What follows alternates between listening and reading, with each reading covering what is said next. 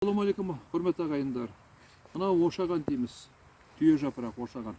Мұның пайдасы, мына тамыры, о да мыңда бір ем. Себебі, мына кейбір адамдары жүйкесі тозған адамдар болады. Нервный псих адамдар. Сол адамдар тамырын қайнатып ішу керек дегенде. Тамырын алып, кептіріп, 200 грамм стақанға үлкен бір қасық сап, бұқтырып қойып, салқындатып ішсеңіз болды. Бір ай ішсеңіз кәдімгі бұзау болып шығады адам деген. Сондай мінезі қалыптасып, бір қалыпты болады дегенде. Ал жапырағы. Мына жапырағын алады, қай жеріңізде жара болса, қай жеріңізде қақсап жүрген суық түйген болатын болса, осы жапырағын алады, жапырағын алып, бір жылы суға бір матырып алады, мына бәрін бүктеп, мына незет кашы жасайды, кашы жасап, талқандап отыр.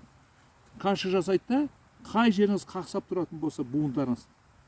Қылайға мына варикоз деп айтамыз ғой, тамыры көгеріп шығып тұратын, соғанда пайдалы, сол жерге тартады дегенде.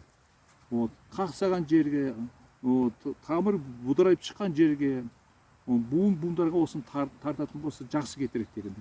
Оны тартқан кезде жатыр кезде жасау керек. Кашысын жасап, езіп-езіп, сол жерге тартады, пищевой пленка орап тастайды. Осы жапырағы дегені. Тамырда ем, жапырағы да ем. Сіздер соны пайдаланыңыздар. Ем болсын, сіздерге үлкен алтын сырға пайдаланыңыздар.